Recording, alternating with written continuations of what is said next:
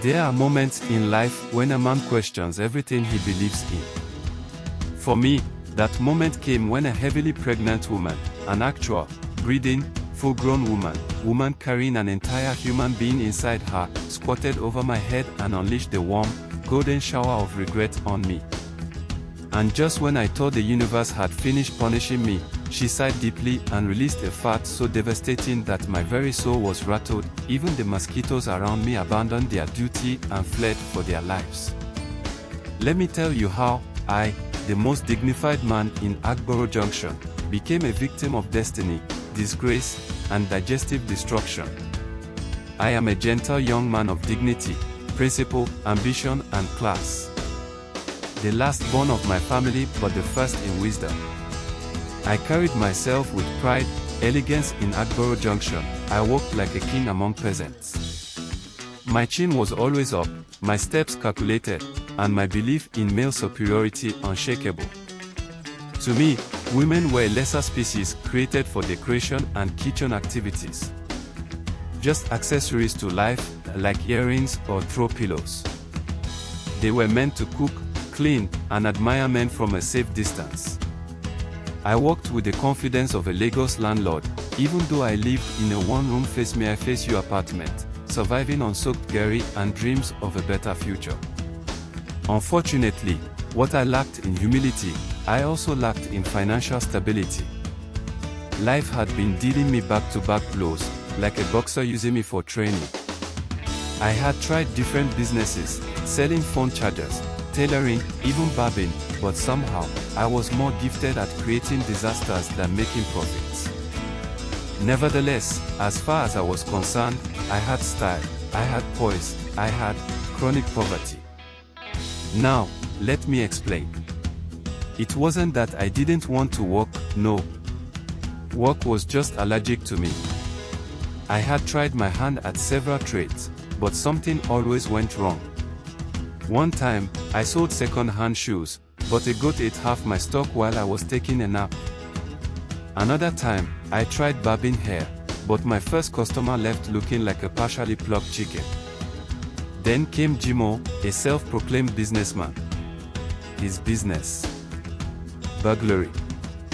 Before you judge me, understand that I wasn't exactly eager to become a thief. But Jimoh had a way with words. He painted the job like it was a community service. At first, I resisted. Me, a thief. But then Jimoh broke it down for me in a way that made perfect sense. My brother, we are simply redistributing wealth. The rich have too much. We are only helping them spend it. He made it sound so noble, like Robin Hood, but without the giving to the poor part. Hunger made his philosophy sound reasonable to me. So, that night, I joined Jimoh for my first mission. My job was simple. Stay outside and collect the stolen goods. Jimoh slipped into a house through the window like a professional while I stood outside, ready to receive the goods. My heart pounded, but I consoled myself with the thought that after this, I would finally eat meat that wasn't borrowed from my neighbor's soup. Just as Jimoh was about passing me the first item, which was a flat-screen TV, we heard a noise from inside. The woman of the house stirred. Jimoh froze. I froze. Then, like a cockroach avoiding slippers, Jimoh dived under the bed for cover. And me. I had two choices. Stand there like a fool or find somewhere to hide. I spotted the nearest hiding place, the open gutter beside the house, and I did what any intelligent man would do. Without thinking twice, I dived in. Now, let me pause here to describe this gutter. It was not an ordinary gutter. No, this was a legendary Lagos gutter. A combination of leftover rainwater, expired pap residue, unidentified floating objects, and centuries of suffering. I landed inside and immediately regretted my life choices. Yes, my brothers and sisters, I, a man of dignity, entered the gutter. It was dark, it was slimy, and I am very sure something inside whispered, "Welcome." I held my breath and prayed for the woman to go back to sleep. But no.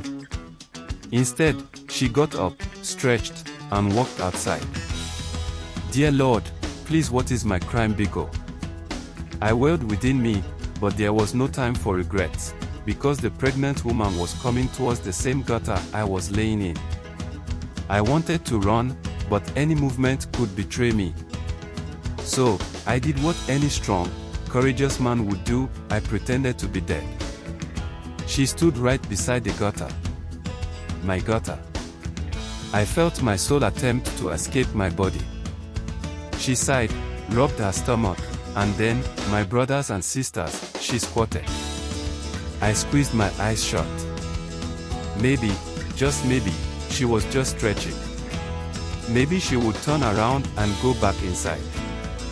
No. And then, it happened. The first splash warmth hit my forehead. A river of disgrace was pouring over me. She was urinating on me. My ancestors wept for me that night. I wanted to scream, but I knew that if I opened my mouth, I would drink what no man should ever drink. I clenched my teeth. Maybe she will finish fast, I thought. Maybe fate would have mercy. But no, fate was not done with me. I thought the worst was over. But then, she released a final punishment, an ancestral fart so powerful, so long and so deep it had its own aftershock. My body vibrated. My soul packed its bags. Somewhere in the distance, a dog barked in horror. This was not just an ordinary fart, no. This was a pregnancy fart. The kind that carries the weight of an unborn child's opinion. The kind that rearranges destinies. I wanted to scream, I wanted to cry, I wanted to rewind my life to the point where I had refused to follow Jimoh. But there I was, baptized in suffering, marinated in humiliation, questioning every decision that had led me here. The smell was spiritual. My lungs begged for mercy. My ancestors whispered, "We warned you about pride." I died and resurrected 7 times. As if that was not enough, the woman stretched again, yawned loudly, and let out one final blast before going back inside. I remained in the gutter, paralyzed by trauma. Jimoh had to drag me out and slap me twice to remind me I was still alive. That was my first and last night as a burglar. The beginning and end of my criminal career. Now, I sell roasted corn by the roadside.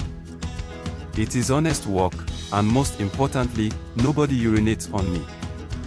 I have also changed my views on women.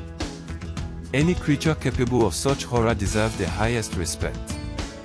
So please, if you ever hear the legend of the man who became a human toilet, know that it is I, Chukwudi the Redeemed. And let my suffering be a lesson to all who think crime is the way.